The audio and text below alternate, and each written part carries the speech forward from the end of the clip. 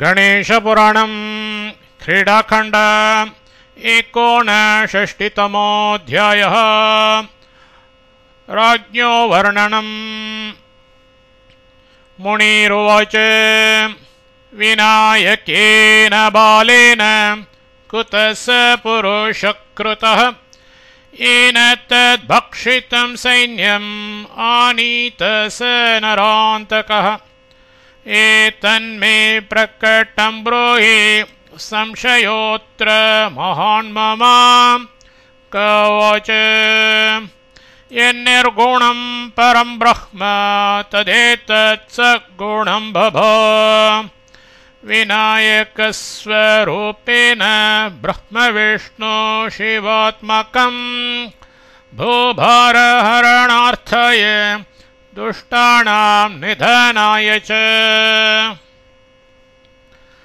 पालनाय स्वधर्मस्य बिभ्रतेऽनन्तरूपतां स एव सृजते विश्वं पातिहन्ति स्वतेजसा।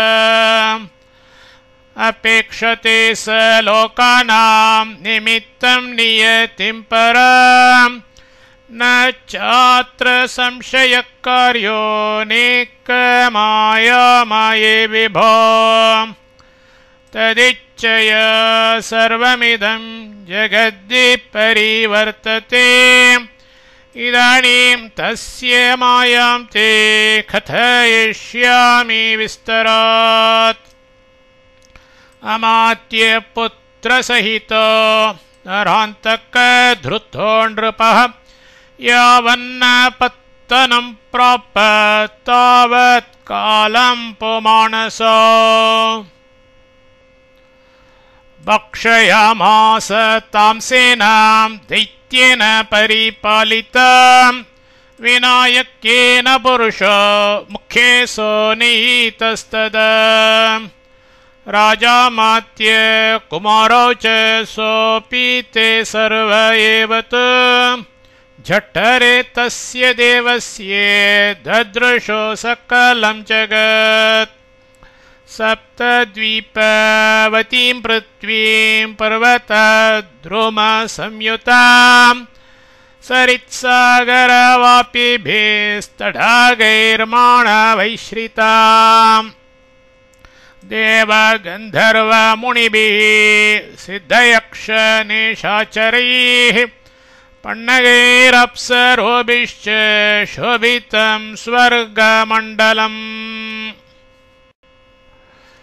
पातालानि च सप्तानि भ्रमन्तो ददृशुस्तदा। एवं ते झठरे तस्य कोष्ठे कोष्ठे पृथक् पृथक् ददृशुर्भ्रान्तमनसा ब्रह्माण्डनिचयान् बहून्। खिन्नास्ते शरणं जग्मुर्देवदेवं विनायकम्। मनसा प्रार्थयामासस्तदा देवं विनायकम्।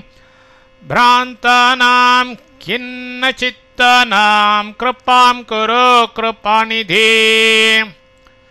ततस्तान् बालरूपेण मार्गमादर्शयत् विभुः ततो रोमाञ्चमार्गेण बहिर्यात यथा पुरा। ददर्श काशीराजस्वं नगरं भद्रमेव च कश्यपस्यात्मजं बालं क्रीडन्तं तं विनायकम्। तत्प्रसादात् आप्तबुद्धिर्नुणाव परया मुदा ज्ञाता ते परमा माया मया कुक्षिगतेन च। त्वमेव कर्ता देवानां मनुष्याणां दिशामपि सर्गाणां सागराणां च सरितां बलिसद्मनाम्। यतस्ते रोमकूपेषु ब्रह्माण्डानां हि कोटयः दृष्ट्वा भ्रान्तेन च मया प्रसादात् तव नाथ भो। आश्चर्यं बहुधा दृष्टं मया तव च विश्वक्ति अहं युद्धाय सम्प्राप्तो द्विजीनि पुनरागता नरान्तकस्य सैन्येन साजिता तत्क्षणादनु अमात्यपुत्रसहितो नरान्तकमुपद्रवम् विधृतस्तेन सहसा सैन्यं जित्वा मम क्षणात् दग्धा च नगरी सर्वा दृष्टसकालपुरुषः तेनापि भक्षिता तस्य सेना नानाविधाक्षणात् धृत्वा नरान्तकं यातः पुरुषस्तवान्तिकम् सर्वे त्वदुदरं यातास्तत्र दृष्टोऽसि मे प्रभो सर्वं दृष्टं च तत्रापि जम्बूद्वीपं सविस्तरम् एवं कोष्ठान्तरे दृष्टं भूतलं च सविस्तरम् ततो हि खिन्नास्त्वां याताः शरणं जगदीश्वर त्वदाज्ञया तु रोमाञ्चधारेण निर्गता बहिः पुनर्दृष्टोऽसि बालस्त्वं निजं च भवनं महत् किमिदं कौतुकं देव मायाजालमिदं विभो कश्चासौ पुरुषो देव येनाभक्षेमश्चमूः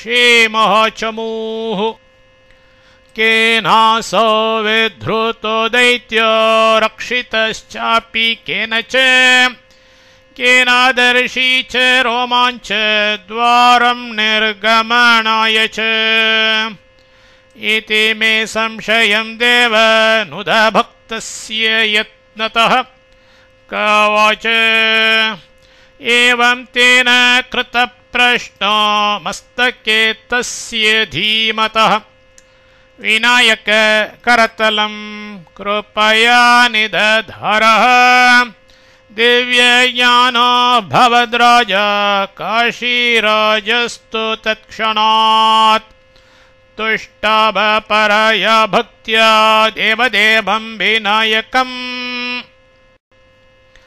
राजोवाच त्वमेव ब्रह्मा विष्णुश्च महेशो भानुरेव च त्वमेव पृथिवी वायुरन्तरिक्षं दिशो द्रुमाः पर्वतैः सहिता सिद्धा गन्धर्वा यक्ष राक्षसाः मुनयो मानवाश्चापि स्थावरं जङ्गमं जगत् त्वमेव सर्वदेवेश सच्चेतनमचेतनम् जन्मान्तरीय पुण्येन दृष्टोऽसि कश्यपात्मज कवच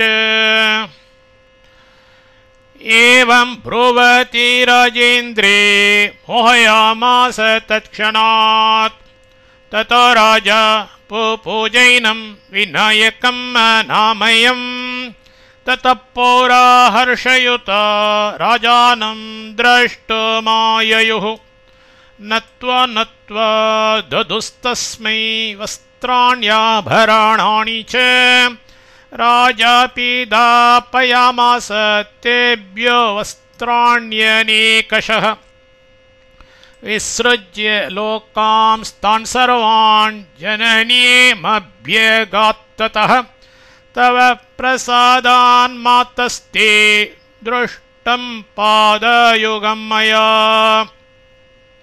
गृहीतो दैत्यराजेन देवदेवेन रक्षितः ततो हर्षयुता मातर्लिलिङ्गतं चिरागतम् अमात्यो राजपत्नीं तां नत्वाहतुरुभौ तदा तव पुण्यप्रभावेण दृष्टं ते चरणाम्बुजम् विनायकस्य मायाभिर्मोहिता मोचिताश्च ततस्तत्र ययौ राजा भार्यामम्बां जगाद च निवृत्तेषु च लोकेषु हर्षगगया गिरा राजोवाच परमं कष्टमापन्नो धृतो दैत्येन तत्क्षणात् मोचितो माययानेन प्रापितो नगरं निजम् कवच शुशुभे नगरं तच्च नानावादित्रनिस्वनैः पताकाभिरनेकाभिर्विविधैश्च महोत्सवैः प्रत्यनीतैः सर्वलोकैर्विनायकबलेन च कुमारा कन्यकाश्चापि योषितपतयोऽपि च जनकाश्च जनन्यश्च पुत्राश्च भ्रातरस्तथा लिलिङ्गुश्च जहर्षुश्च ददुर्दानान्यनेकशः बुभुजुर्भोजयामासुर्लुलोकुश्च पपुर्जगुः बुभुजुर्भोजयामासुर्लुलोकुश्च पपुर्जगुः इति श्रीगणेशपुराणे क्रीडाखण्डे राजमोक्षणं नामैकोनषष्टितमोऽध्यायः।